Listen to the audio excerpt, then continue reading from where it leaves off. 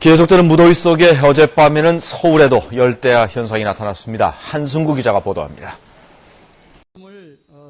미국 상무부는 올해 3분기 미국의 GDP 성장률이 3.5%를 기록했다고 밝혔습니다. 시장이 예상한 3.0%를 크게 웃도는 것입니다. 1분기에 폭설과 한파 영향으로 마이너스 성장을 기록한 이후 2분기에 4.6%로 크게 회복된 데 이어 다시 의미 있는 성장률을 기록했습니다.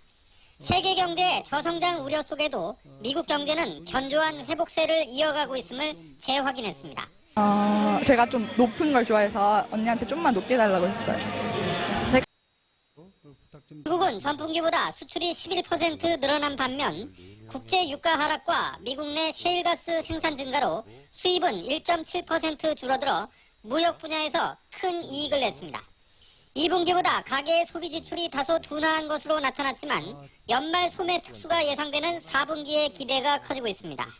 뉴욕 증시도 상승했습니다. 다우지수는 비자카드의 실적 호전 소식에 200포인트 넘게 올랐습니다.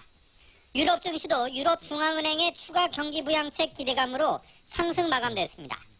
월가에선 미국의 호전된 경제지표가 미 통화당국 내부에서 일고 있는 조기 금리 인상론에 힘을 실어줄 것이라는 우려. 대통령 최측근들의 잇단 불법 자금 수수 혐의가 드러나면서 청와대는 충격에 휩싸이고 있습니다. 야당 쪽에선 정권의 도덕성을 문제 삼으며 공세에 나섰습니다. 정승민 기자가 보도합니다. 여야가 예산 부수 법안으로 지정된 담배세 인상안을 우선 논의하기 위해 국회 상임위원회를 가동하기로 했습니다. 새누리당 김재원, 새정치민주연합 안교백 원내수석부대표는 오늘 낮 오찬회동을 갖고 사안의 시급성을 감안해 안행이 법안 소위를 열어 담배세 인상안을 논의하자는 합의했습니다. 이에 따라 누리과정 협의 과정에서 비롯된 국회 파행은 부분적으로 해결 실마리를 찾아가는 분위기입니다.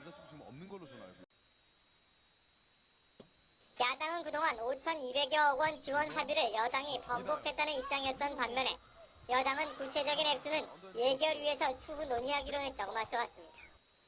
이런 가운데 새누리당은 여야 협상 진행과는 별개로 오늘 오후 예결위 소위를 단독으로 소집해 예산 심사에 다시 들어갔습니다. 앞서 정의와 국회의장도 홍문표 예결위원장과 예결위 여야 간사를 만나 법정 시한인 12월 2일에 여야가 예산안을 합의 처리해 줄 것을 당부했습니다. KBS 뉴스 이승철입니다. 켰습니다. 나라 위한 여러분의 고귀한 헌신을 우리는 결코 잊지 않을 것입니다. 국가를 위해 헌신한 분들은 정부가 끝까지 책임을 지겠습니다.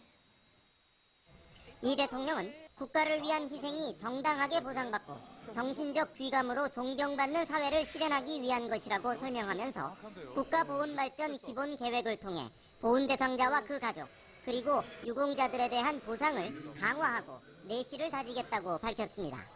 이 대통령은 천안함 사태와 관련해 국민의 아낌없는 나라 사랑을 목격했다면서 어렵게 살면서도 성금을 기탁하신 분들 그리고 90억 원을 국가 안보를 위해 기부한 김용철, 옹 등을 거론하며 한마음 한뜻으로 정성을 모은 국민들께 대통령으로서 감사하다고 말했습니다.